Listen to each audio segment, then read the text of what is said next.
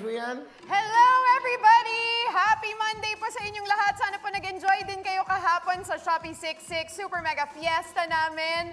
And we're back again for another week. That's right. Thank you very much. Ang galing, ha? Gabby Garcia, Glyza De Castro, napakagaling. Glyza, thank you very much, Glyza. Sorry, hindi kita nabati kahapon. Hindi ko na napansin, ha? Okay, Glyza. But anyway, napakagaling performer ni Glyza. Siya yung nag-opening sa atin. Kahapon, no? And of course, ang mga guest host natin, Miss Rian Ramos, Gabby Garcia, sino pa lahat? Ito, ikaw lahat. Pasalamatan natin also, sino yung mga guest natin. Yung mga host muna. Yung mga host muna. Okay, sige. Yeah, ang dami-dami nating kasama yesterday. Napakalaki ng venue, kaya naka-rubber shoes na ako today. Kasi Yung mga host muna.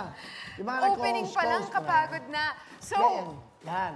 yeah, so ang aming mga co-hosts yesterday sa Shopee 66, kasama ko doon si Gabby Garcia, Michelle Gumabaw, Miss Universe Philippines 2019, si Gazini Ganados, and of course, si Miss Jeneline Mercado. Sa mga guys.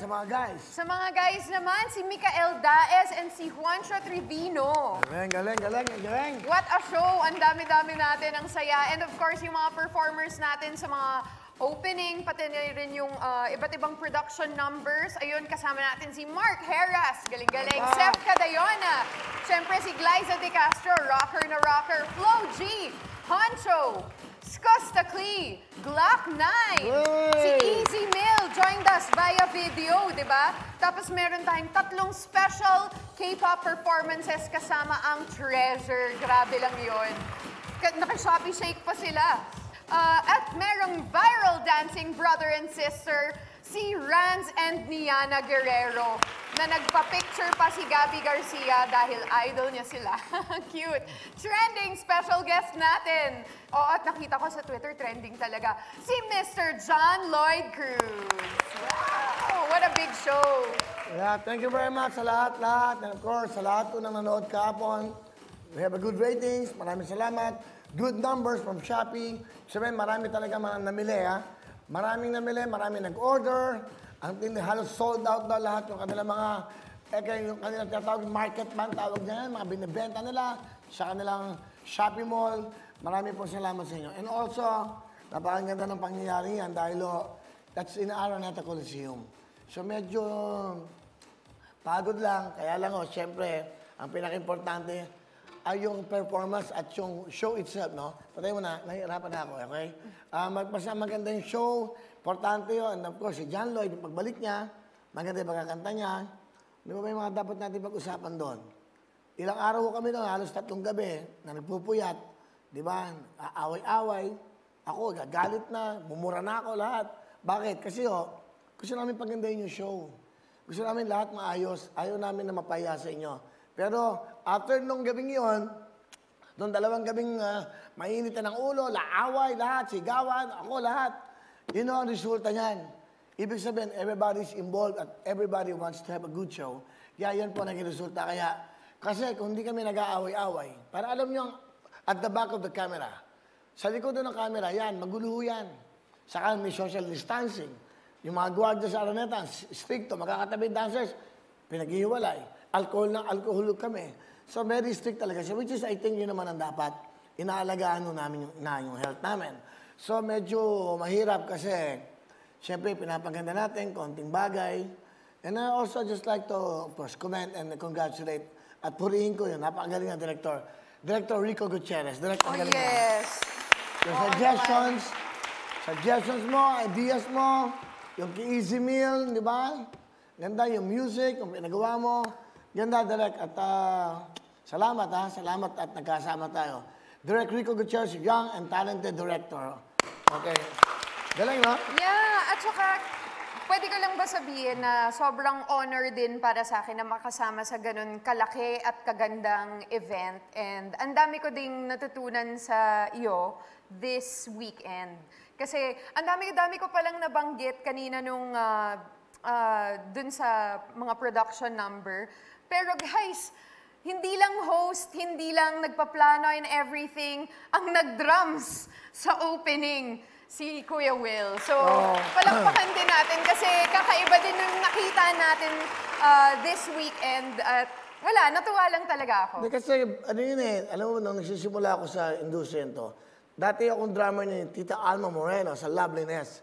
Yun yung top 10. Yung nakatangga siya. Tapos si Francis Magalona, yun di ko rap. Kaya nauso yung Yes, Yes Show, Kesyo. Di ba yung mga ganon? So si Francis ho yan, and parang ibinalik ko lang. And also, I'd like to thank Glock 9. Walang ka-arte-arte, napakabait. Nung Yes. pinasabi ko kay Direk, pwede ba siya mag-rap? Kasi dapat mag-solo drums ako with the drummer. Sabi ko, magulo yan. Pwede ba mag-rap? Parang ibalik natin yung mga rap and drums lang. Wala. Sabi ni Glock 9, si Kuya Willie pa. Alam nyo, para lang trivia at alam nyo, si Glock 9, no, sa show ko nagsimula yan, sa Wawawi, sa ABS-CBN. Bago ako mag-opening, siya muna nag-rap. That was about 2005, 2006. Kaya, ilang years kami hindi nagkita? 16 years ba? Tama ba? Ilang taon? 2005. Kwenta mo, mahina ako sa English eh. Mga 16. 16 years nga, tama. So 16 years kami hindi nagkita. Kasi pag siya nag-opening na sa Wawawi, papakilala lang ako, rap. Imaginein mo. 16 years, na hindi naman kami nagsasama. Nag-practice lang kami ng isang gabi. Yun ang resulta. Kaya Glock 9, you're so professional, ang bait mo at ang galing mo. Kaya din superstar. Superstar si Glock 9. Grabe. Sarap. Masarap. Pag-usapan muna lang natin to kasi yung pagod doon na lahat, of course, yung choreography. Asan si Ana? Ana Feliciano, choreographer natin. All the dancers, lahat, yung mga performers. Galing nyo. Pakita mo yung dancers, just like Pasko. Sinabi ko dancers. Yan, Brad, ganyan. Okay? And also, yung choreographer na si, pangalan? Joe. Joe ano yun? Joe Canen. Ano? Si Joe, ng AOS yata, no? Joe, ang galing-galing mo, ang galing mo rin. Yung number ni Hannah, saka ni Rance, saka ni Mark, saka ni Seth, nakikita ko yung ginagawa nila. So, very talented itong mga choreographers. Sinamahan ka ng tita mo, tita Ana mo, Joe. So, nakakatuwa, di ba? So, lahat pa lang yun, pinaghirapan ho yun. And also, gusto kong pasalamatan. Ito, importante. Marketing natin. Yan, di ba? Lagyan nyo na yan. Il-tape nyo na yan, parang hindi kami na, Okay, from GMA Marketing Team, Miss Annie Mendoza, Carissa Aquino, Miss Christine Ballesteros, Miss Christine Mendoza, Sales Director, Miss Apple Rosales, and Marketing Head, Miss Lian Nuida. Ma'am, maraming salamat sa suporta niyo sa amin. GMA Sales and Marketing, and of course, the Head of Marketing, Sales and Marketing, Ma'am Lisel Maralag, Miss LGM, maraming salamat sa suporta, sa pagtutok mo, sa concern mo sa amin, kung ano dapat gawin sa programa. Maraming salamat sa GMA Sales and Marketing. Ma'am Lisel, thank you so much. Sa lahat. At siyempre, ito pa, yung mga taga-Shopee, pasalamatan natin. Basahin mo na, mga taga-Shopee. Yan. Yes, of course. Okay. Of course, si Miss Clarissa Yu. Ay, nako. Thank you so much. 3 days nating nakasama si Miss Clarissa Yu, ang brand marketing Bago si Miss team. Clarissa Yu, Sila Thea yung Yu. pinaka-head muna nila. Head of Marketing from Singapore, Roshan Tao, okay? Roshan Tao from Singapore. Lahat po ng ginagawa namin doon, ina-approve po yun muna, pinapadala muna sa Singapore kung okay sa kanila. Kaya talagang ganun yung quality ng show. Si Miss Roshan Tao. And ang head of brand marketing, si Clarissa Yu. Miss Clarissa Yu! Yay! Siyempre, ang buong brand marketing team nila. Nakasama namin for 3 days, si Miss Thea Yulo, Marvin Seraspi, Neil Ragas, Anika Lima, and ang celebrity team, si Laura Recto, and the rest of the Shopee team. Thank you so much for the entire event. Napakaganda talaga. Shopee lang ang nakakapagbuo ng ganyang klaseng event. Actually, kaninang umaga, tinawagan na kagad ako ni Miss Clarissa Yu. Sabi niya, Sir, ready ka na ba sa 7-7? Sabi ko, pwede ba magpahinga lang muna tayo? Ganun no ang Shopee. After the 6-6, they're thinking of 7-7 already. Ano ba yung 7-7? Abangan nyo kung ano mangyayari, kung ano yung mga plano. At ang gusto nila, Araneta Coliseum ulit. Wow! So, titignan natin kung ano magiging mangyayari po dyan. So, maraming salamat. Ms. Clarissa, Ms. Thea, yung team po ng Shopee, maraming salamat sa tulong nyo, suporta nyo, at tiwala nyo.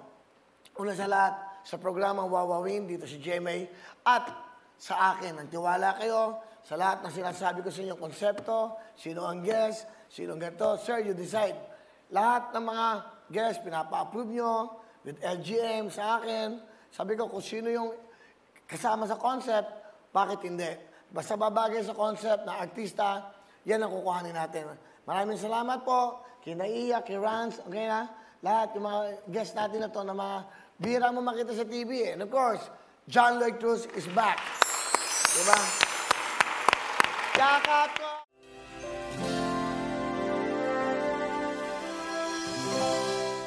Hello mga kapuso! Ako po si Ipon. Minabati ko unang-una dyan mga kaipo natin, mga kaskwami ko dyan. Nagustuhan nyo ba ang video na to? Marami pa kaming inanda para sa inyo. Mag-subscribe lang sa Wowin YouTube channel. Tsaka, don't forget to hit the, the bell button para lagi kang updated. Yun lang!